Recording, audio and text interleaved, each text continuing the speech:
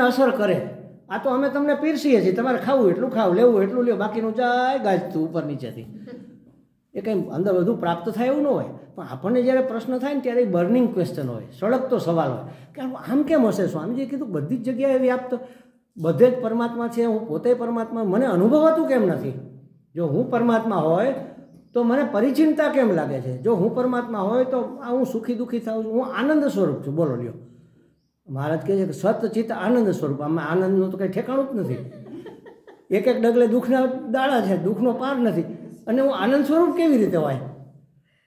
એવો આપણે પ્રશ્ન પૂછવો જોઈએ. આ વિચાર આવ્યો કે આપણે કેવી રીતે આનંદ સ્વરૂપ છીએ? બોલ, બતાવો મને. ખબર છે એમાંથી કોઈને? તો કેમ પૂછતા નથી? આજે માતાજીને પૂછજો કે માતાજી સત ચિત્ત આનંદ સ્વરૂપ. સત એટલે છું, ચિત્ત એટલે હું ચેતન છું, એ તો સમજાય છે, પણ હું આનંદ સ્વરૂપ છું એ કેમ સમજવું? તો એના માટે લાંબી વાત હોય, પણ છતાંય સંક્ષેપમાં થોડુંક જેટલું ઈચ્છા થાય એટલું સમજાવવા. આવા પ્રશ્નો શોધી કાઢવા જોઈએ. અહીંથી જે બોલાતું હોય ને એ બધું સ્વીકારી લેવું, આંખો મીચીને એવું નથી, એનો તિરસ્કાર કરવો એવું નથી. ગુરુજી કહે છે, સ્વામીજી કહે છે, શાસ્ત્ર કહે છે, માટે સત્ય તો હશે, પણ કેવી રીતે મને કેમ સમજાતું નથી? મારે એને કેમ સમજવું? એટલે એમાંથી પ્રશ્ન નીકળવો જોઈએ, અને ખૂબ પ્રશ્નો નીકળવા. અર્જુને કેટલા પ્રશ્નો પૂછ્યા જુઓ ને તમે, ત્યારે આપણને આ ગીતાજી પ્રાપ્ત થયું. પહેલી જ વખત કૃષ્ણ ભગવાને કહી દીધું કે ન શોક કરવા જેવી વસ્તુ નહોતું, શોક કરે છે. કંઈ શોક કરવા જેવું તો છે જ નહીં. કોઈ આવતું નથી, કોઈ જાતું નથી, આ બધું તો ખેલ છે માત્ર. વાત પૂરી થઈ જાય, સમજાઈ ગયું મહારાજ, ચાલો લાવો બાણ, મંડીએ લડવા. તો આપણને ગીતાજી પ્રાપ્ત થાય. જેટલા ઉપનિષદ તમે જુઓ, ગુરુ શિષ્યના સંવાદ રૂપે રહેલા છે. ક્યાંય ગુરુએ ઠોકી બેસાડેલા નથી. શિષ્ય પૂછે છે અને ગુરુ એનો જવાબ આપે છે. અથ આશ્વલાયન, આશ્વલાયન જાય છે બ્રહ્માજી પાસે, પરમેષ્ઠી પાસે, અને પૂછે અધિહિ ભગવો બ્રહ્મ વિદ્યામ વરિષ્ઠામ. હે ભગવાન, સર્વશ્રેષ્ઠ એવી બ્રહ્મ વિદ્યાનો મને ઉપદેશ કરો. કઈ બ્રહ્મ વિદ્યા? કે સદભિહિ, જે સત્પુરુષો છે એ પ્રાપ્ત કરીને તરત પવિત્ર થઈ જાય છે, એવી બ્રહ્મ વિદ્યા, એવી દુર્લભ વિદ્યાનો મને તમે ઉપદેશ કરો. મહારાજ ઉપદેશ કરી દેશે સીધો? નથી કરતા. શું કહે છે? સાધન બતાવે છે કે આ સાધન તું પ્રાપ્ત કર, એનાથી તને પ્રાપ્ત થશે. એ કંઈ બ્રહ્મ વિદ્યા આમ ખિસ્સામાં થોડી છે કે આલે ભાઈ લઈ જા. એનો ઉપાય બતાવે, એની પ્રક્રિયા બતાવે. શ્રદ્ધા ભક્તિ ધ્યાન યોગાદવૈ. જા શ્રદ્ધા ભક્તિ અને ધ્યાનના યોગથી આ બ્રહ્મ વિદ્યાની પ્રાપ્તિ કર, અને પછી આગળ ન સમજાય તો બીજું પૂછે એટલે આગળ ઉપદેશ આપે. પણ બધા જ ઉપનિષદો, બધા જ આપણા ગ્રંથો પ્રશ્ન અને ઉત્તરના રૂપમાં છે. પૂછવું જોઈએ. એ જ્ઞાન પ્રાપ્તિનો શ્રેષ્ઠ ઉપાય છે. અચ્છા, આવું પૂછીએ ત્યારે ગુરુ જવાબ આપે, અને ત્યારે શું કે શ્રુતિ શિરોવાક્યમ સમાકર્ણ્યતામ.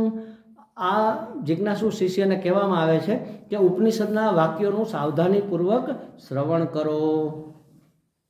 શ્રવણ કરો એટલે શ્રવણ કરવું જોઈએ, આપણે એટલું સમજવાનું. શ્રુતિ શિર વાક્ય, વેદનું ઉત્કૃષ્ટ અંગ એ ઉપનિષદ, એને શ્રુતિ કહેવાય. શ્રુતિ શિર, ઉત્કૃષ્ટ, આપણું ઉત્કૃષ્ટ અંગ કયું? આ મસ્તક. એવી રીતે શ્રુતિનું શ્રેષ્ઠ અંગ એટલે વેદનું શ્રેષ્ઠ અંગ એટલે ઉપનિષદ, અને ઉપનિષદ એટલે શ્રુતિનું એનું શિર એટલે મહાવાક્ય.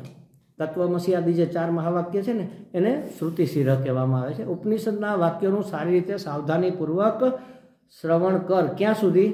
અજ્ઞાન પૂરેપૂરું દૂર ન થઈ જાય ત્યાં સુધી. એટલે આપણા શાસ્ત્રમાં પુનઃ શ્રવણ કુર્યાત, વારંવાર શ્રવણ કરવું જોઈએ. બુદ્ધિમાં શ્રદ્ધા હોય, હૃદયમાં ભક્તિ હોય, અને ચિત્તમાં સાવધાની હોય. આ એક મહત્વની વસ્તુ, એમ સાવધાનીપૂર્વક. મન ક્યાંય ભમતું હોય તો આ વસ્તુ પકડાશે નહીં. એ આપણે રામાયણ હાલતી હોય ને એમાં સીતાજીનું હરણ થયું હોય ને એક ઝોલું ખાઈ લઈને પાછા જાગીએ તો એ સીતાજી વનમાં જ હોય. એને વનવાસ મળી ગયો 14 વર્ષનો. 14 વર્ષ પૂરા ન થાય ત્યાં સુધી તો એ વનમાં જ હોય. હજી એમ બાળલીલા, કૃષ્ણ લીલા ચાલતી હોય, નાક મીચી ગયા હોય તો એક માટલું ફોડ્યું હોય ને પાછા જાગીએ ત્યારે 2-4 બીજા ફોડી નાખ્યા હોય. બહુ તો એમાં કંઈ ફેર ન પડે, પણ આમાં તો એક શબ્દ ચૂકી ગયા એટલે લિંક તૂટી ગઈ, આખી બધું જાય. એટલે ચિત્તમાં સાવધાની રાખવાની, સાવધાનીપૂર્વક આ સાંભળવું જોઈએ. અને ત્યારે જ્યારે આવી રીતે સાંભળવામાં આવે ને ત્યારે શિષ્યની બુદ્ધિ ગુરુની બુદ્ધિ સાથે એકરૂપ થઈ જાય. એટલે ગુરુ બુદ્ધિથી શિષ્ય વિચારતો હોય ત્યારે. એટલે શું? ગુરુ બુદ્ધિથી કેવી રીતે વિચારે? એટલે પોતાની માન્યતાઓ, પોતાની ધારણાઓ બાજુ પર રાખે, અને મહારાજ જે કહે છે એ સ્વીકારે કે હા વાત તો બરાબર, સ્વામીજી કહે છે શાસ્ત્રમાં લખ્યું તો આમ જ હોવું જોઈએ. એનો અર્થ એવો નથી કે આંધળું ક્યાં સ્વીકારી લે, પછી એના ઉપર વિચાર કરે. સ્વામીજીએ કીધું, શાસ્ત્રમાં કીધું કે તત્વમસી, તું બ્રહ્મ છો. પણ હું બ્રહ્મ, ઈશ્વર તો સર્વશક્તિમાન છે, સર્વવ્યાપ્ત છે, સર્વજ્ઞ છે, અને હું ક્યાં સર્વશક્તિમાન, અલ્પશક્તિ, મારાથી તો ભૂજો પાપડે ન ભાંગે. એ ઈશ્વર સર્વજ્ઞ છે, મને તો આ દિવાલની પાછળ શું ચાલે છે એ ખબર નથી. કોઈ કાંઈ બહાર વાત કરતું તો આપણા કાન ખેંચે કે નહીં? કોણ છે, શું વાત કરે છે, શેની વાત કરે છે, એટલું જ્ઞાન મને તો નથી. હું તો અલ્પજ્ઞ છું, અલ્પશક્તિ છું, અને ઈશ્વર તો બધે જ વ્યાપ્ત છે. હું તો આટલો જ મર્યાદિત છું, પરિચ્છિન્ન, આ શરીર પૂરતો જ મર્યાદિત છું. હું કેવી રીતે ઈશ્વર હોય? પણ શાસ્ત્ર કહે છે એટલે ખોટું તો હોય નહીં. તો કેવી રીતે હોય એ શોધવાનું છે, એના માટે મનન કરવાનું છે. તો કહે છે કે સૌથી અગત્યની પ્રક્રિયા આ શ્રવણ છે, સૌથી અગત્યની. શ્રવણ, મનન, નિધિધ્યાસનમાં સૌથી અગત્યની પ્રક્રિયા શ્રવણ છે. એટલે એ શ્રવણ બુદ્ધિમાં શ્રદ્ધા ધરાવીને, હૃદયમાં ભક્તિ રાખીને અને ચિત્તમાં સાવધાની રાખીને શ્રવણ કરવું જોઈએ. બાકી મનન અને નિધિધ્યાસન એ એના સહાયક અંગો છે એવું કહે છે. શ્રવણ મુખ્ય છે, અને એટલા માટે મુખ્ય છે કે એનાથી અજ્ઞાન દૂર થાય. શ્રવણથી અજ્ઞાન દૂર થાય, અને અજ્ઞાન દૂર થાય તો પછી એ એમાં રહેલા સંશયો દૂર કરવા માટે મનન, અને જે નિશ્ચિત થઈ જાય કે ભાઈ આમ જ હોય એને દ્રઢ કરવા માટે નિધિધ્યાસન. મુખ્ય તો શ્રવણ જ છે. જો શ્રવણ કાચું હશે ત્યાં સુધી મનન નહીં થાય, નિધિધ્યાસન. અને મનન નથી થતું એની સાબિતી શું? થતું તો હોય, આ સાંભળીએ ત્યારે ભેગું ભેગું થતું હોય, પણ જોઈએ એટલું નથી થતું. એની સાબિતી કે આપણને પ્રશ્નો નથી થતા. પ્રશ્નો ઊભા થાય તો એનો અર્થ તો મનન થાય ને. પ્રશ્ન જ ન હોય તો મનન શેનું કરવાનું? કે સ્વામીજીએ, ગુરુજીએ કીધું કે તું બ્રહ્મ છો, હવે બ્રહ્મ સર્વશક્તિમાન છે, હું અલ્પશક્તિ છું, તો હું બ્રહ્મ કેવી રીતે હોય? બ્રહ્મ તો સર્વવ્યાપ્ત છે, હું અલ્પવ્યાપ્ત છું, તો હું બ્રહ્મ કેવી રીતે હોય? હું તો મને મર્ત્ય, જન્મવા મરવાવાળો, સુખી દુઃખી માનું છું, અને બ્રહ્મ તો અખંડ આનંદ સ્વરૂપ છે, તો હું બ્રહ્મ કેવી રીતે હોય? આ પ્રશ્નો જન્મવા જોઈએ. અને એનું સમાધાન શોધવા માટે શિષ્ય સૌથી પહેલાં પોતે પ્રયત્ન કરવો પડે. પોતે રેફરન્સ બુક જોવે, ફરીથી પ્રવચન ફરી 2-3 વખત સાંભળે, અને થોડું ઘણું સમાધાન મળે છતાંય સંતોષ ન થાય ત્યારે ગુરુને પૂછે, અને ત્યારે જે જવાબ મળે ને એ અસર કરે. ત્યાં સુધી પૂછીએ તો એ જવાબ મળે નહીં, મળે તો એની અસર થાય નહીં. એટલે મળે નહીં, મળે તો ફળે નહીં એવું કહેવાય. જેમ આ વિદ્યા છે ને, છેતરપિંડીથી પ્રાપ્ત કરી હોય ને તો મળે તો ખરી, પણ એ ફળે નહીં. કર્ણે પરશુરામ પાસેથી છેતરપિંડીથી વિદ્યા પ્રાપ્ત કરી હતી, પણ અંત સમયે ભૂલાઈ ગઈ કે નહીં? પેલું પૈડું અંદર ખૂટી ગયું અને અર્જુને બાણ માર્યું, ત્યારે એણે પોતાની વિદ્યાનો ઉપયોગ કરી અને આડો પેલું કરી લીધું હોત તો પ્રોટેક્શન, એ ધારત તો બાણની આખી દિવાલ ઊભી કરી શકત ને. એક બાણ મારીને આખી દિવાલ આડી ઊભી કરી શકત કે અર્જુન ગમે એમ કરે તો અંદર કાંઈ પ્રવેશ જ ન થાય. પણ એવી કોઈ વિદ્યા યાદ રહી ત્યારે કે મારે આટલું આ મારા રક્ષણ માટે કંઈક વિચારવું જોઈએ, પછી હું પૈડું કાઢું એમ. એટલે વિદ્યા છેતરપિંડીથી મળે નહીં, અને મળે તો ફળે નહીં. એટલે એવી રીતે ધ્યાનપૂર્વક સાંભળેલું ન હોય તો એ વિદ્યા પ્રાપ્ત થાય નહીં, અને પ્રશ્નો જ ન થાય ને. અને પ્રશ્નો ન થયો હોય ને આપણે ક્યાંકથી શોધી કાઢીએ પ્રશ્ન અમસ્તો કે કંઈક પૂછવાનું કીધું છે સ્વામીજી એટલે પૂછીએ, તો એ અસર ન કરે, મને અંદર અસર ન કરે, એ મને ઇફેક્ટ ન કરે, એ અસરકારક જવાબ ન થાય. એટલે મારા જીવનમાં કંઈક મારી સમજમાં ફેરફાર કરી શકે એવો ન થાય. એટલે કહે છે કે શ્રવણ મુખ્ય છે, અને શ્રવણ કરેલું હોય એને સમજવા માટે મનન અને નિધિધ્યાસન કરવું જોઈએ. એટલે એ બંને સાધનની વાત આગલા સૂત્રમાં કહે છે. એટલે ત્રીજું સૂત્ર આપણે આખું વાંચીએ, પછી પહેલું ચરણ એને આપણે સમજશું. હું બોલાવું, તમે બોલજો. વાક્યાર્થશ્ચ વિચાર્યતામ શ્રુતિશિરઃ.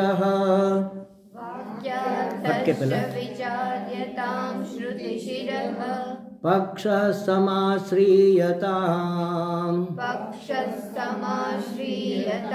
દુસ્તર્ક્યાત સુવિરમ્યતામ શ્રુતિમતઃ.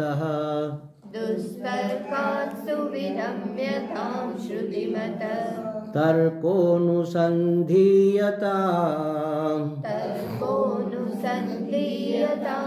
બ્રહ્માસ્મીતિ વિભાવ્યતામ હરઃ.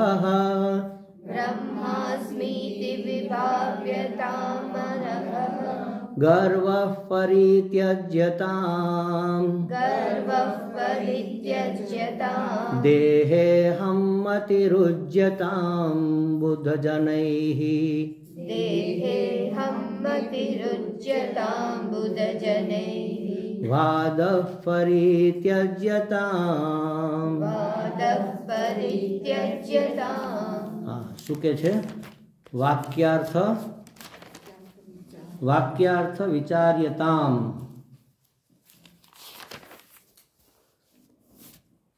મહાવાક્ય એટલે મહાવાક્ય ચાર જે મહાવાક્ય છે તત્વમસી અહમ બ્રહ્માસ્મિ પ્રજ્ઞાનમ બ્રહ્મ વગેરે તો એ મહાવાક્યનો વિચાર કરવો જોઈએ વાક્યાર્થમ વિચાર્યતામ મહાવાક્યના અર્થ પર વાક્યાર્થ એ સંધિ છે વાક્ય અર્થ વાક્યના અર્થ પર વિચાર કરવો જોઈએ સર્વ સંશયોનું નિરાકરણ થાય અને શ્રવણથી પ્રાપ્ત થયેલ જ્ઞાનમાં નિશ્ચય જન્મે તેને માટે મનનની પ્રક્રિયા છે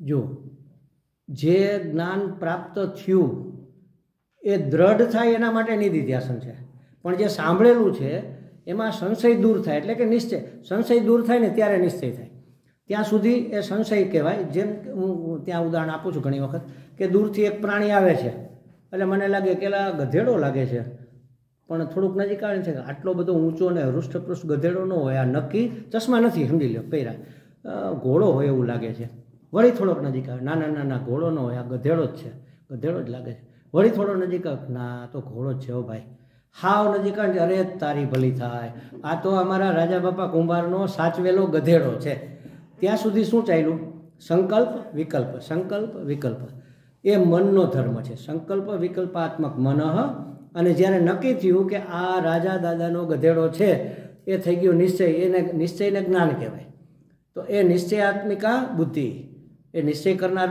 ત્યારે એ આપણા અંતઃકરણની જે વૃત્તિ છે એનું નામ બુદ્ધિ એની પહેલાં જે વૃત્તિ હતી એનું નામ મન તો કહે છે કે જે મનમાં આપણે સાંભળ્યું એનાથી જે મનમાં જે નિશ્ચય જન્મે કે ના બ્રહ્મ આવું જ હોય સમજાઈ ગયું હવે એને દ્રઢ કરવાનું છે ત્યારે નિધિધ્યાસન સમજાય ક્યારે સંશયો દૂર થાય ત્યારે એટલે સંશયો દૂર કરવા માટે મનન નિશ્ચય જન્મે સંશય દૂર થાય તો નિશ્ચય જન્મે તો નિશ્ચયને જન્માવવા માટે મનન અને જન્મેલા નિશ્ચયને દ્રઢ કરવા માટે નિધિધ્યાસન નિશ્ચય એટલે જ્ઞાન અને એને એક શબ્દ એક ભાષા એક રીતે એને વિવેક પણ કહેવાય વિવેક થઈ ગયો કે ભાઈ ઘોડો છે ગધેડો છે નક્કી થઈ ગયું એમ તો કહે છે કે એ નિશ્ચય જન્મે એના માટે મનનની પ્રક્રિયા કહેવામાં આવી છે આપણે જોયું ને હમણાં કે જીવ છે એ પોતાને અલ્પજ્ઞ અલ્પશક્તિમાન અને પરિચ્છિન્ન માને છે ઈશ્વર છે એ પૂર્ણ છે સર્વજ્ઞ છે સર્વશક્તિમાન છે હવે આવા વિરુદ્ધ ધર્મવાળા તત્વો વચ્ચે ઐક્ય કેવી રીતે હોય આ સંશય થયો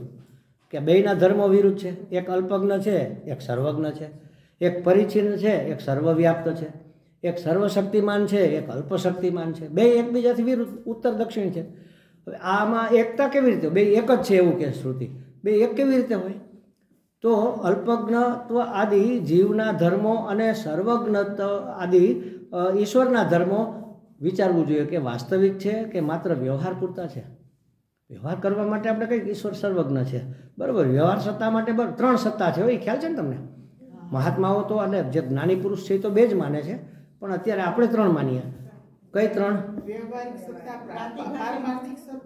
પ્રાતિભાષિક વ્યવહારિક સત્તા અત્યારે આપણે જે જીવન જીવીએ છીએ એ પ્રાતિભાષિક સત્તા એટલે પ્રતિભાસ થાય એવું ઉદાહરણ આપણને અરીસામાં મળે અરીસામાં મારું પ્રતિબિંબ દેખાતું હોય પ્રતિભાસ હે હા સ્વપ્નાવસ્થા એ ખરી અને જાગ્રતમાં પ્રાતિભાષિક એટલે અરીસામાં હું દેખાવું મારો પ્રતિભાસ છે પ્રતિભાસ એટલે આભાસ અને પ્રતિ એટલે સામે સામે પડેલો આભાસ સામે પડેલું બિંબ પ્રતિબિંબ એ પણ પ્રાતિભાષિક છે સ્વપ્ન પ્રાતિભાષિક છે અને વાસ્તવમાં શું છે એ પારમાર્થિક એ વાસ્તવમાં આ જાગ્રત પણ ભ્રમ છે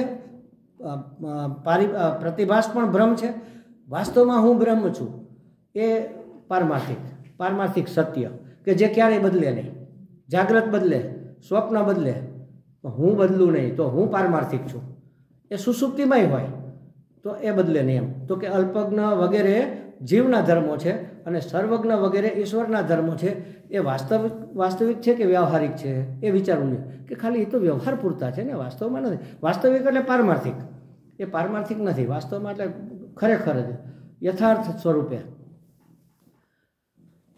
અને જીવની અંદર પણ જે અલ્પજ્ઞત્વ છે એ વાસ્તવિક છે કે એ પણ માત્ર કલ્પેલા છે માની લેવામાં આવેલા છે અને ઈશ્વરના જે આપણે ધર્મો છે એ પણ એક દ્રષ્ટિબિંદુ જ છે કે ખરેખર વાસ્તવમાં છે, બેયના વિશે આવું વિચારવું જોઈએ એમ. તો કહે છે કે હું પોતાના વિશે જ્યારે વિચાર કરું ત્યારે હું મને મર્ત્ય, પરાધીન, સુખી દુઃખી એવું માનું છું. અને જો એવું હોય તો બરાબર છે, પણ એવું નથી એમ કેમ આપણે એના માટે શું કરવું? તો કે એના માટે મનન કરવું. હું મર્ત્ય ન હોય. કેવી રીતે ન હોય? ભાઈ હું તો જન્મેલો છું તો હું મરું જ ને. તો કે જન્મેલું તો આ શરીર છે. જો ખરેખર જ હું મરતો હોય તો એક જ ક્ષણે, એક જ દિવસે, એક જ માને પેટે 2 દીકરાઓ જન્મા, ટ્વિન. હવે મોટા થાય ત્યારે એક શરીરમાં એટલો બધો દુર્બળ હોય, નબળો હોય, રોગી હોય, બીમાર હોય અને મોટો થઈને ગરીબ થાય. અને બીજો છે એ હટ્ટો-કટ્ટો હોય, કાંઈ ન કરે તો એના ખોળામાં આવીને બધું પડે અને એ સમૃદ્ધ થાય. તો એ કેવી રીતે બને? તો એને કૃતનાશ નથી કરેલું અથવા કરેલું છે એનો નાશ થઈ ગયો. જો ખરેખર હું મરી જતો હોય તો મને જે પ્રાપ્ત થાય છે અત્યારે એ અકૃતાભ્યાગમ કહેવાય. એટલે જે મેં નથી કર્યું એનું મને ફળ મળે છે. કાંઈક પૂર્વજન્મમાં મેં કર્મો કર્યા હશે અને એના પછીના જન્મમાં મને એના ફળ રૂપે સુખ કે દુઃખ પ્રાપ્ત થયું, સગવડ કે અગવડ પ્રાપ્ત થઈ, સમૃદ્ધિ કે કંગાળી પ્રાપ્ત થઈ. તો એનો અર્થ એવો કે ત્યારે હું હતો ને અત્યારે છું કે નહીં? જો મરી જતો હોય હું તો મને પ્રાપ્ત કેવી રીતે થાય? ન કરેલું પ્રાપ્ત ન થાય ને કરેલું વ્યર્થ ન જાય. આ જન્મે મેં કંઈક કાણા ધોળા કર્યા હોય, જાકુબના ધંધા કર્યા હોય, ખાઓ પીઓ મજા કરો, કરજ કરીને ઘી પીવો, કાલ કોણે દીઠી છે? મરી ગયા પછી કોણ લેવા આવવાનું છે? પાછો જન્મ થશે કે નહીં કોને ખબર છે? આવું કોણ માને છે? 4 વાક લોકો માને છે. આપણે 80% 4 વાક છીએ. 100% નથી કહેતો, પણ 80% તો છીએ. કાલ કોણે દીઠી છે? કરો ને મજા. શરીરવાદી 4 વાક એટલે શરીરવાદી. આપણે આપણા શરીર માટે જ બધું કરતા હોઈએ છીએ ને. પ્રાણાયામ કરીને, ફલાણું કરીને, 1 કલાક સ્વામીજી એમ હાલ એમ શું કરે? મને કહે કે સ્વામીજી યોગ કરો, તમે આટલું આ કરો. હું એ નથી કરતો. હું એટલા માટે નથી કરતો, હું મારી નબળાઈ છે એટલે કરવા જોઈએ. પણ એમ કરવાથી શરીર તરફ ધ્યાન રહે તો તમારો દેહાધ્યાસ છૂટે નહીં. પણ વોકિંગ કરતી નો એ ન રહે એનો ઉપાય છે. સાંભળતા તમે સત્સંગ સાંભળતા તમે ક્યારે ચાલી ગયા ખબર ન પડે. એમનામ ચાલો ને તો રે. અને એવા આશયથી કે હું શરીર જરા સ્વસ્થ રહે એટલા માટે ચાલું તો રે.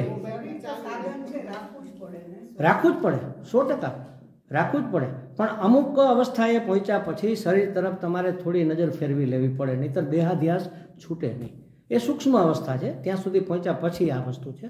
આ તો કહેવાનો અર્થ એ છે કે જો હું મર્ત્ય હોય તો જે મને પ્રાપ્ત થયું છે એ ન થવું જોઈએ, અને બીજાને જે નથી થયું એને થવું જોઈએ ને. એમાં ફરક જોવા મળે છે. તો કૃતનાશ કે અકૃતાભ્યાગમ દોષ એ બંને દોષ છે. ન કરેલું પ્રાપ્ત થાય, ન કરેલાનું ફળ મળી જાય એવું કહેવાય. તો ભગવાન પક્ષપાતી કહેવાય ને. એ પક્ષપાતી તો હોય નહીં, હોય તો એને ભગવાન ન કહેવાય કે અમે આમ ગમે ને ગમે. હવે નહીં હોય પક્ષપાતી, કારણ કે આપણે સામાન્ય સમજુ માણસ આટલું નથી કરતો, ભગવાન ક્યાંથી કરે?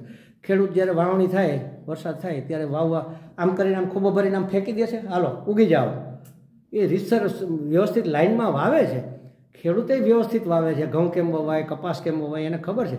તો ભગવાન આમ કરીને ખૂબો ભરીને જીવને ફેંકી દેતો હશે, જાઓ જન્મો જ્યાં જન્મ હોય. એવું હશે? એવું નથી. એ તો તમે જે કરેલું છે એના ફળ રૂપે તમને, તમારા ઋણાનુબંધ રૂપે, તમારી કામના રૂપે તમને એ જગ્યાએ જન્મ મળતો હોય છે. તો એ જો મરી જ જતા હોય, મર્ત્ય હોય તો કોણ પાછું આવે? એટલે જે જન્મે છે એ મરે છે, પણ હું જન્મતો મરતો નથી. એટલે કે હું આ દેહ નથી. દેહાદી સંઘાત જન્મે છે અને દેહાદી સંઘાત મરે છે, પણ હું મરતો નથી. એટલે હું દેહ નથી. તો શું હું મન છું? મન પણ હું નથી, કારણ કે સુષુપ્તિમાં મન પણ હોતું નથી. આપણે સૂઈ જઈએ ત્યારે મન હાલો સ્વપ્ન અવસ્થામાં હોય, પ્રાતિભાષિક સત્તામાં મન બધા ખેલ કરતું હોય, પણ પછી તો મનનો લય થઈ જાય. જેમ પેલું એક પક્ષી હોય ને, એક કોલેજમાં ભણતા ને ત્યારે અમારા એક મિત્રએ એમની સગાઈ થઈ ગયેલી કે લગ્ન થઈ ગયેલા, એમના પત્નીને પત્ર લખ્યો. એણે એક આ ઉપમા આપી હતી, મને યાદ છે, એટલે મને વંચાવતો એ પત્ર. લખ્યું કે ભાઈ એક સ્ટીમર ઉપર લાંબી દોરીથી, અથવા એક સ્ટીમર ઉપર પક્ષી બેઠું છે અને સ્ટીમર મધદરિયે પહોંચી ગઈ, અને પછી પક્ષીને એમ થયું કે હું ઉડીને કિનારે જાઉં. આમ પૂર્વમાં ઉડે છે તો કિનારો આવતો જ નથી, પશ્ચિમમાં ઉડે, ઉત્તરમાં ઉડે, દક્ષિણમાં ઉડે, થાકીને પાછું ક્યાં આવે? ત્યાં ને ત્યાં પેલા તૂતક ઉપર. એમ કે મારું મન ઇધર જાય ઉધર જાય, ફરી ફરીને બસ તારામાં આવીને ઠરે. આવું એણે એની પત્ની લખેલું. જીવ જાગ્રતમાં જાય, જાત જાતના ફંદ ફૂંદ કરે, એનાથી સંતોષ ન થાય એટલે સ્વપ્નમાં જાત જાતના ખેલ રચે, પણ થાકીને છેલ્લે પોતાના અધિષ્ઠાનમાં આવીને સ્થિર થાય. અધિષ્ઠાન એનું કારણ શરીર છે, અજ્ઞાનમાં આવીને અજ્ઞાનનું આવરણ છે એટલે પોતાની જાતને ઓળખીને આપણે કે થોડું સૂઈ જાય એટલે બેટરી ચાર્જ થઈ જાય. કેમ બેટરી ચાર્જ થઈ જાય? ત્યારે હું મને પ્રાપ્ત થાઉં છું, મારા સાચા સ્વરૂપને પ્રાપ્ત થાઉં છું. પણ એનું જાગીને મને જ્ઞાન એટલે નથી રહેતું કે ત્યારે અજ્ઞાનનું આવરણ હોય છે, અને એ આવરણ એવું હોય છે, એક દીવો કરીએ ને પછી ઠરીનો જાય એટલા માટે માથે આવેલો કાચનો શું કહેવાય મૂકીએ, પોટો મૂકીએ. ત્યારે આપણે આમ આંગળી લઈ જઈએ તો દીવાની શેક સુધી આપણી આંગળી પહોંચે નહીં, પણ એનો પ્રકાશ આપણે સુધી પહોંચે. બસ એવી રીતે મારા સ્વરૂપને હું પ્રાપ્ત થાઉં. વચ્ચે પોટો રહી જાય છે અજ્ઞાન નામનો. નહીં તો ખરેખરથી આ મારી વાસ્તવિક દશા છે. સુષુપ્તિ મારી વાસ્તવિક દશા છે, બેટરી ચાર્જ કરવા માટે. કનેક્શન થયું હોય તો જ બેટરી ચાર્જ થાય, નહીં તો થાય. ઉઠીને કેમ કે હા મજા આવી ગઈ, સુખેથી સૂતો. કોણે કીધું તને ભાઈ સુખેથી ત્યાં સુખ હતું? એમ કારણ કે હું હતો, એટલે હું ક્યારેય જતો નથી. એટલે તો હું મન પણ નથી. સુષુપ્તિમાં તો મન નહોતું, પણ હું તો હતો જ ને. ઉઠીને હું કહું છું કે સુખેથી સૂતો, તો હું તો હતો જ. એનો અર્થ એવો કે હું મન પણ નથી. તો જાગ્રતમાં ઉપાધિ નથી, સુષુપ્તિમાં હું મન નથી. તો કહે છે કે, અને બીજી વસ્તુ, આ દેહને હું ઘણી વખત આ દેહ, મન, બુદ્ધિ, ઇન્દ્રિયો એને હું મારા કહું છું કે મારું મન, મારી ઇન્દ્રિયો, મારી આંખ, મારું શરીર. અને જે મારું હોય એ હું ન હોય. હું કહું કે આ મારો રૂમાલ, તો આ હું થોડો હોય. એમ આ મારું પુસ્તક, કાંઈ પુસ્તક હું થોડો હોય. મારું સ્કૂટર, તો હું સ્કૂટર થોડો હોય. મારું સાધન હોય, બરાબર. એટલે આ શરીર મારું સાધન છે, પણ એ હું નથી. એમ તો એ રીતે પણ આપણે મન, બુદ્ધિ અને ઇન્દ્રિયો, મન, બુદ્ધિ અને આ સ્થૂળ શરીર એ હું નથી એવું સિદ્ધ થાય. આવી રીતે આપણે મનન કરવું જોઈએ કે આ હું નથી. એટલા માટે શંકરાચાર્યજી પોતાની અનુભૂતિ લખી છે, મનો બુદ્ધિ અહંકાર ચિત્તાની નાહમ. હું મન નથી, હું બુદ્ધિ નથી, હું ચિત્ત નથી, હું અહંકાર નથી, હું પંચમહાભૂત નથી, પંચમહાભૂતનું પૂતળું નથી, હું ગુરુ નથી, હું શિષ્ય નથી. એ બધા જો હું છું આટલું સત્ય છે. હું અને છું. હું એટલે આત્મા અને છું એટલે હોવાપણું. આત્માનું હોવાપણું જ માત્ર સત્ય છે.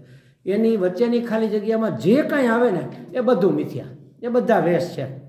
હું પુરુષ છું, હું મનુષ્ય છું, હું સ્ત્રી છું, હું વક્તા છું, સંન્યાસી છું, વિદ્વાન છું, કાળો છું, ઊંચો છું, નીચો છું, હેવી છું, લાઇટ છું, જે છું, ડાયો છું, સમજુ છું, જે કાંઈ વચ્ચે, પિતા છું, પુત્ર છું, જે કાંઈ વચ્ચે તમે મૂકો એ બધા જ વેશ છે, માત્ર વેશ. એ ભૂમિકા ભજવવાની છે. આપણે પિતા હોય તો પિતાની, વક્તા હોય તો વક્તાની, શ્રોતા હોય તો શ્રોતાની ભૂમિકા ભજવવાની. એ વાસ્તવમાં હું નથી, એ મારો ખેલ છે, મારા ભાગે આવેલી એક ભૂમિકા છે. એ ભૂમિકા મારે સરસ રીતે ભજવવાની છે, પણ એ હું જ. હવે અમિતાભ બચ્ચન ભિખારીનો રોલ ભજવતો હોય અને અમારા સ્વામી એવું કે કંઈક અચાનક કંઈક માથે કંઈક પડે અને મેમરી જતી રહે અને અરીસામ જોયો કે હું તો ભિખારી છું અને પોતાને ભિખારી મને બાંધવા તો હું. અને બધા ભીખ માગે, અરે ભાઈ તું અમિતાભ, તું કરોડપતિ. અરે ના રે ભલામણ હોય કે હું તો ભિખારી છું, આપો કંઈક 2 દિવસ કે ખાધું નથી. અરે ભાઈ તારી પાસે અબજો રૂપિયા છે. અરે હોય કંઈ હુકમ મજાક કરો છો બાપા, ન આપો તો ન આપો, મજાક શું કામ કરો? એવું થઈ જાય કે નહીં? અને પછી એને 1-2 ઇન્જેક્શન દે પછી યાદ આવે કરે અરે હું તો અમિતાભ છું, હું ક્યાં ભિખારી? આટલી જ વાર લાગે ને ખાલી. આપણે આવું જ કરીએ છીએ. અહીંયા અજ્ઞાનનું જરાક એક માથે લાકડું પડ્યું છે ને, એમાં મેમરી વિસ્મૃતિ થઈ ગઈ છે સ્વરૂપની અજ્ઞાનને લીધે. આપણે બધા અજ્ઞાની જન્મમાં છે, એમાં દોષ નથી, પણ અજ્ઞાની મરવું ને એ દોષ નહીં, એ તો ગુનો છે. એટલે એવો ગુનો આપણે નહીં કરીએ. જેટલે સુધી પહોંચાય ત્યાં સુધી જાઓ, ત્યાં જવાથી વધુ આગળ દેખાશે. આના વિશેની વધારે વાત આપણે આવતી. વાક્યાર્થ ચ વિચાર્યતા, મહાવાક્યનો એના અર્થનો વિચાર કરવો. હું દેહ નથી, હું મન નથી, હું બુદ્ધિ ઇત્યાદિ નથી, હું ઇન્દ્રિયો નથી, તો હું કોણ છું એના વિશે આપણે કાલે વાત કરીશું. ઓમ પૂર્ણમદઃ પૂર્ણમિદં પૂર્ણાત પૂર્ણમુદચ્યતે પૂર્ણસ્ય પૂર્ણમાદાય પૂર્ણમેવાવશિષ્યતે. ઓમ શાંતિ શાંતિ શાંતિ. હરિ ઓમ. શ્રી ગુરુભ્યો નમઃ. હરિ ઓમ.